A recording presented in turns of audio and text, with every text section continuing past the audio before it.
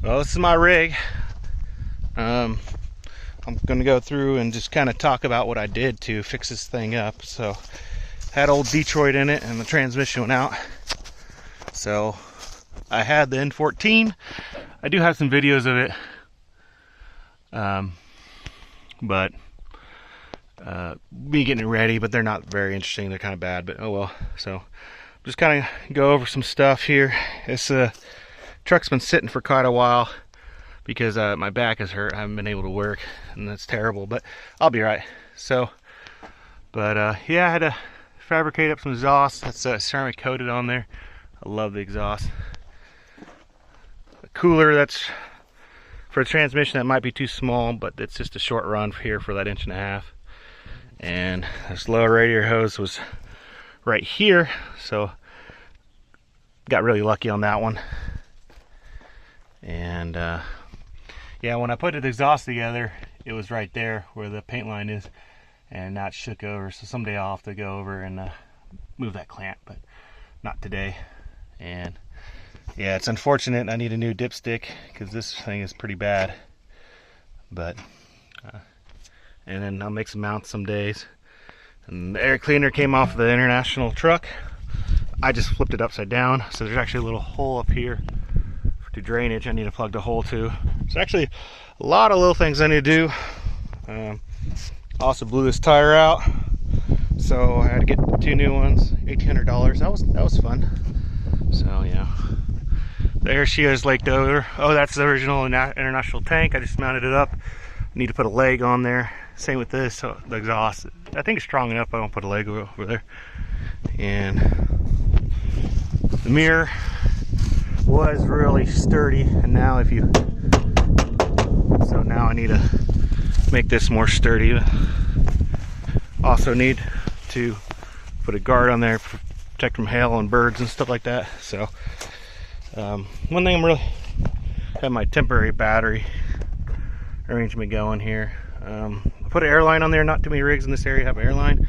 It's not hooked up, but it is awesome when it is hooked up. Air dryer, I'm not sure if I'm gonna leave the air dryer there. If I do, I'll have to cut a hole there. So I'm really proud of this cab. So the cab, outside the cab, right here.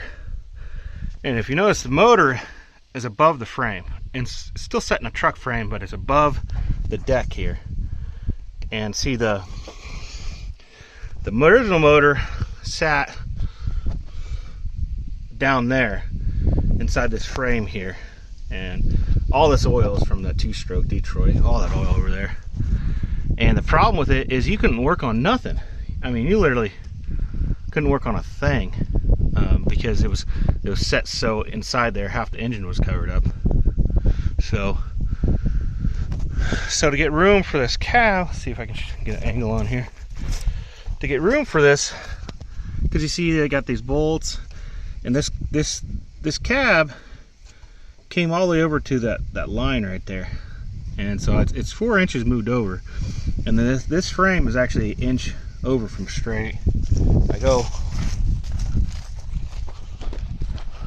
think you can notice it, and when I do a grill, I'll compensate for that so it can hide that.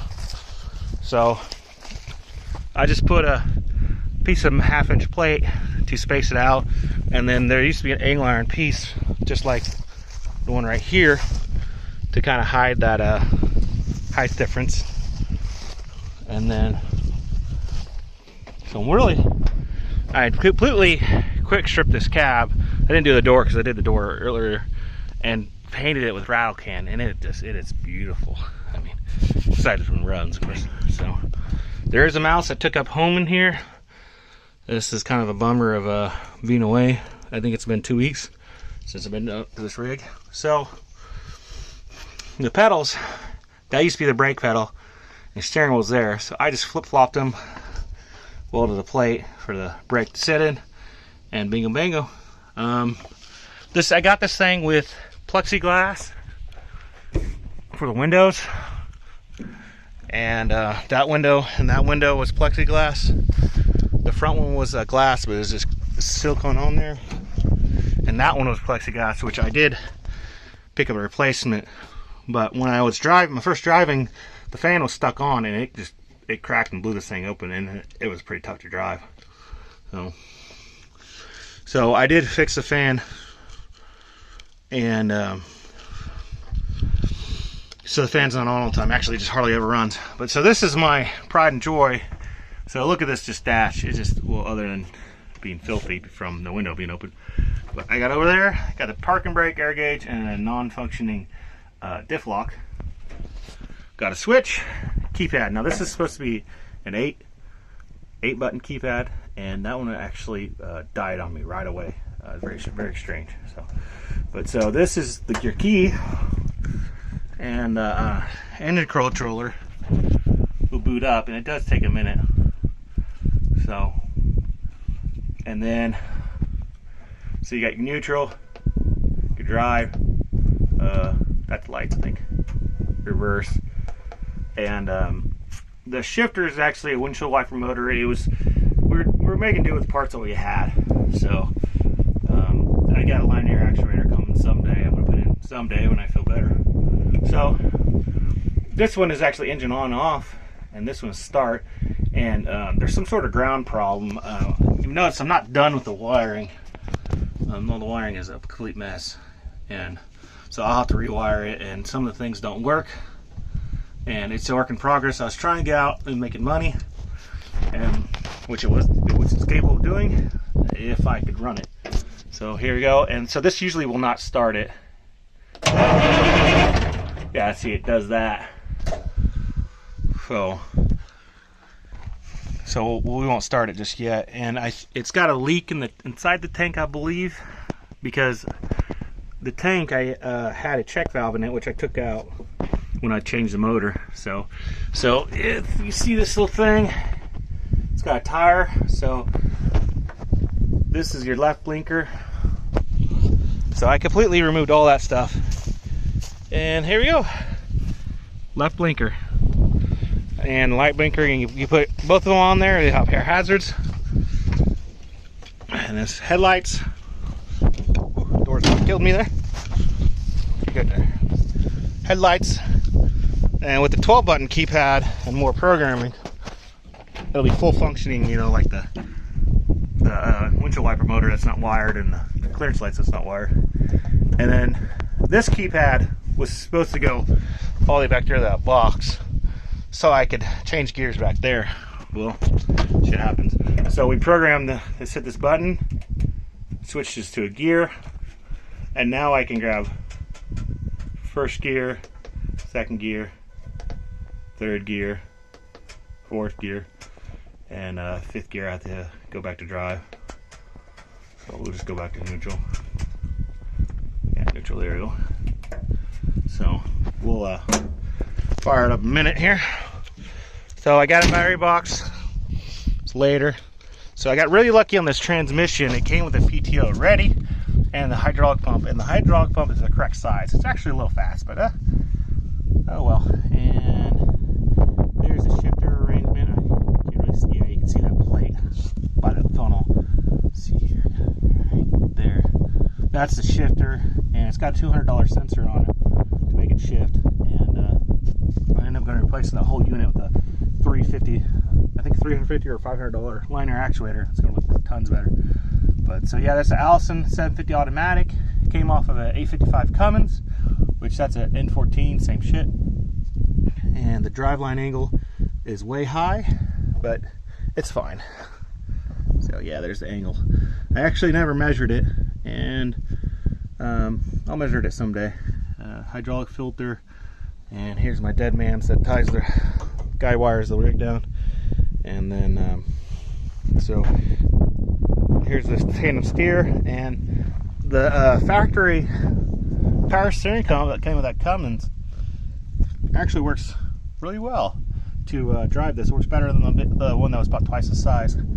So if you see right there, that's a good transmission temperature, because I don't have it wired into my engine controller yet. Work in progress, it sucks. When I got the motor, it wouldn't build air. We use a lot of air. These are air clutches on the drawworks. So I just replaced the air compressor right away. Alternator was locked up. I mean, when this thing's down, I lose a ton of money. like I am now. So I just went ahead and picked me up a new alternator too. That way this thing will run a long time. So move on. These are called Frank's 658 Drawworks, and they have a it's a one-in-kind air seal right here. The air seal's different, more usually more expensive. This is cheap, 50 bucks, easy to replace. So, and this is just kind of all normal rig stuff back here. I'm gonna make a video on the 658s because those things were patented, I believe, and there's a disposal well, and our rig's gonna have to come pull this again because this is having problems. This is a bad luck well. They already spent probably 20-30 grand on this well, and they're gonna have to spend more, probably 10 grand more.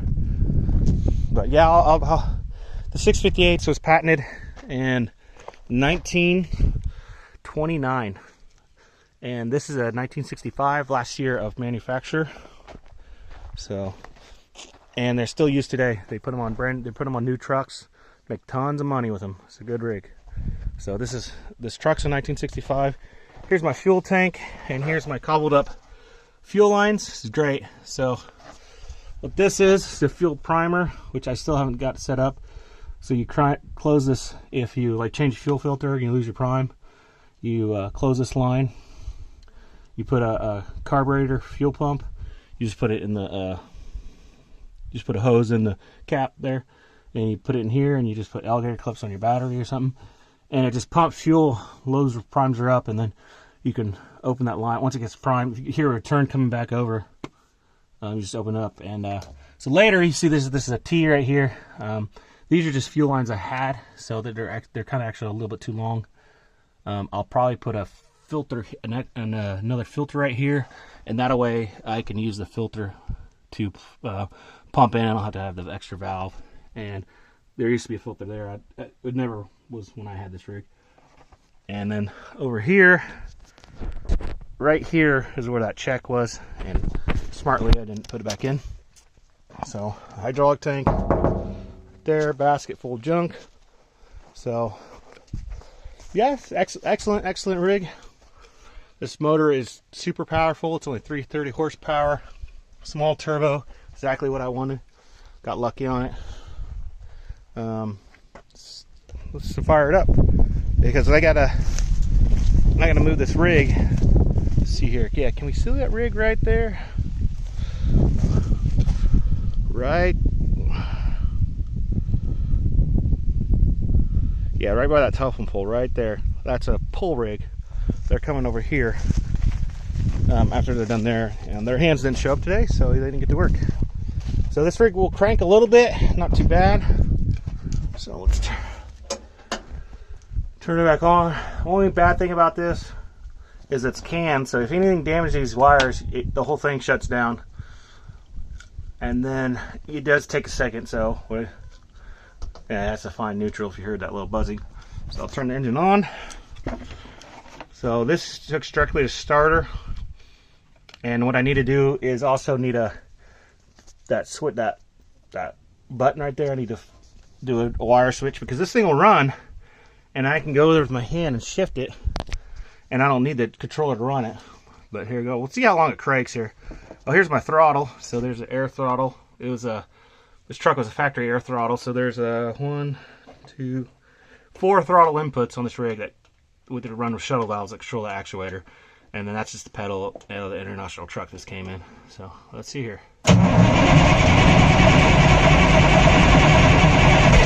Ooh, we had a little bit. Let's go on the exhaust. That might be a little cooler.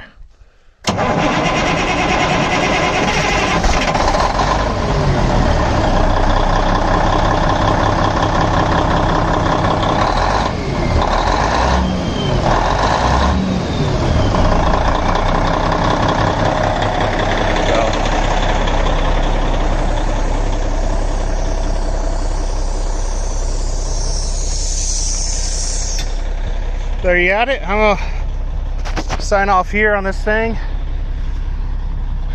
and I'll do a video. Next video I'll do about is more about this rig and the technology behind it, and how it's simple and robust and still definitely gets the job done. This is a hell of a rig, and I mean, it's an old thing. It's been dicked with a million times. I'm not the only one, and I mean, it gets the job done. I wish I felt better, but you know, I'm 37. I got to take care of my back first, and it straight up gets her over the hole, and down the road it goes, I think, 45, 46.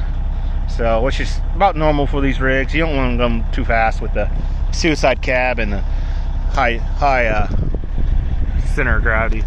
So, but yeah, that'll do it for us today here, buddy. See you guys.